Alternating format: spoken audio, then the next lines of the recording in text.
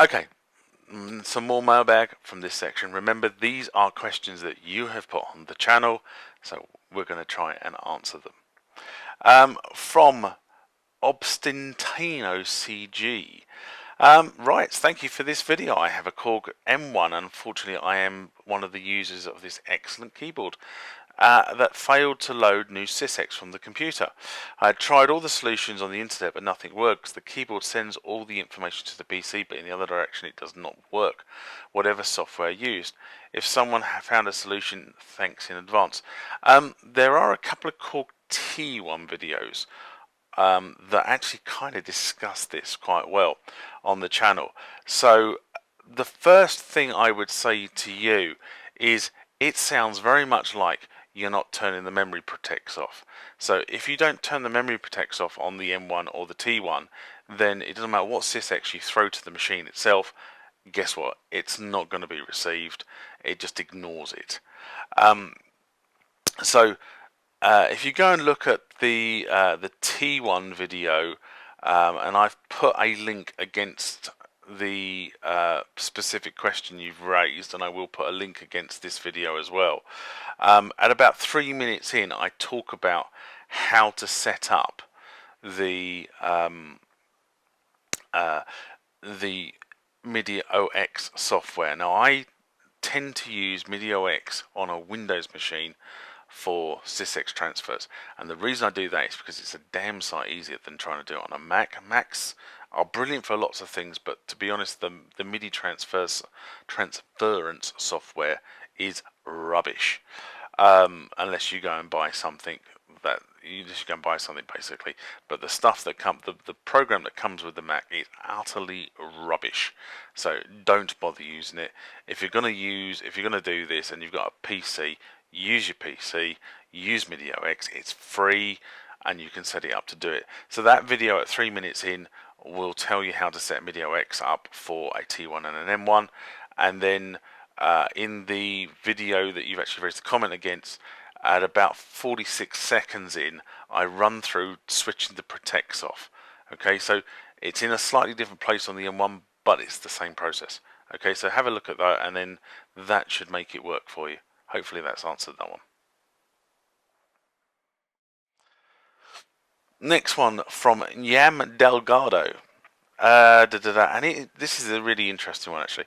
I have a MUSE Receptor 1.0, the light blue front. Now this is really interesting because I did a piece on this MUSE Research and the abandonment of support, which was back in December last year, back in December 18. Now for those of you who don't know, a MUSE Receptor was a device that was basically made by MUSE Research, and the whole idea of this was that it would run VSTs. It was a piece of what we call it in the trade appliance hardware, i.e. you go and buy the hardware and it's got the operating system and everything else you need to run it on it. Okay, it's not a Windows machine, it's not a Linux box, it's a hybrid box. And the idea of it was that you could then load the VSTs on it from your favourite suppliers, and you could then take it on the road with you, and effectively you switched the on button and everything was there and ready to rock and roll.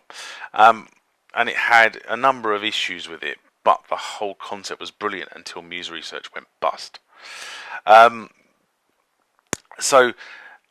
back to the question, I was looking very much for something similar to using a rack mount, since I didn't want to use plugins on a notebook, which is a hell of a problem, could happen in live performances. And I found that there is a product called SeeLake AudioStation, which is very much like the MUSE Receptor, except that it is currently on the business, which means it has support. And in fact is better than the MUSE Receptor in all their features.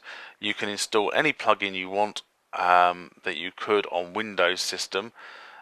In brackets, it's basically a Windows 7 kernel, without having compatibility problems like the MUSE Receptor, for which there were many.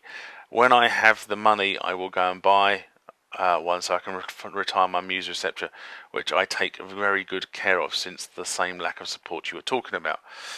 So there is somebody using a MUSE Receptor in exactly the scenario that a MUSE Receptor was designed to be used for. on the road night after night, and it just works. However, he's got no support. If it goes wrong, he is completely up the creek without a paddle. And what I would say is he's highlighted a product called SeeLake AudioStation, and I will be doing a piece on SeeLake AudioStation because I think it's worthwhile. Now, so thank you for the information on this one, and it does look a worthy contender for MUSE. However, the SeeLake AudioStation has approached the problem in a slightly different way, in that they've approached it from the point of view that their appliance is predominantly a digital mixer, not an audio, a VST plug-in player, but it will accept VSTs that you can then trigger via MIDI or whatever, and then you have the mixer on board that you can then use to actually fade things in and out. So it's approached in a slightly different way, but it's trying to sort of, I suppose, achieve the sort of same end goal. I am concerned though, in that here in 2019 where we are, Windows 7 exits extended support. I think it's early part of next year, if I'm right, which means that the kernel that is used is end of support, which means they can't get support from Microsoft. Now that does concern me, especially as Windows 10 has been out for a good few years now. I would have expected them to take the hardware and upgrade the hardware to a Windows 10 build. Probably can do the same thing. At €2,500, the thing does look like a viable option to the MUSE Receptor if that's the way you want to go. But I do have concerns over the fact they are using a Windows 7 kernel, and looking at the website at the moment, there is no plans whatsoever, as far as I can see, for a Windows 10 machine. Okay, Tony Jackson writes, do you still have the Korg OASYS? Well, yes. Or did you trade it up to the Korg Kronos? No. Well, I actually have both. The reason I have both is that I tend to play this here. This is in my home, and in where I have my keyboard set up in the studio, I have the Kronos over there, and it's sort of kind of a happy medium between the two, because I really like the functionality of the Kronos, but I didn't really want to be dragging it backwards and forwards, and the OASYS sort of is I suppose as the forerunner. It's sort of kind of there, but it's not quite the Kronos, but it allows me to play around, and quite often I can play around with parameters on here and almost transpose them onto the Kronos, because both machines were built, well, let's face it, the Kronos was built on the experience of this, so you can see where I'm going with that. So it is a good compromise for not having to have two Kronoses, one here and one there, and it also helps the bank balance considerably. And the final one for this section from Mark Darling. He writes, what do you think of the new Roland Grooveboxes? So I'm not really going to say what I think. This is in response to another use for the MX1 and an ethical conundrum SMR a couple of weeks ago. I have really put my initial thoughts on all of the new Roland gear onto an SMR. I actually had to split into two from the 15th of September.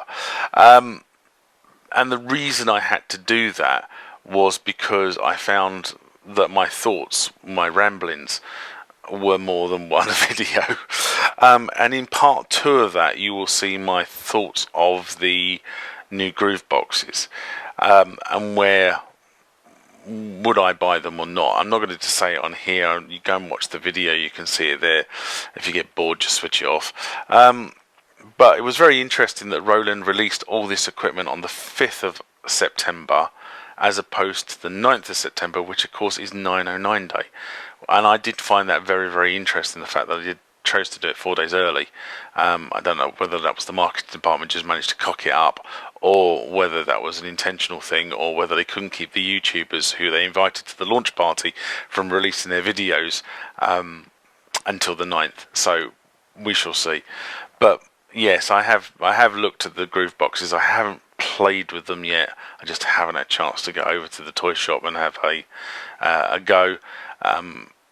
a couple of weeks ago, well, it was a week ago, no, it was a week ago actually, they had the Jupiter X in the toy shop, and I was utterly gutted I couldn't get over to have a play with it while the Roland demo guy was there. But, you know, life goes on. Life is very busy for me at the moment. Remember, hit that like button if you like what you saw. Subscribe to the channel and hit the bell icon to be notified about more rants, more mailbag, more questions and answers, and more videos about this sort of stuff when it's loaded to the channel. Until next time, bye bye.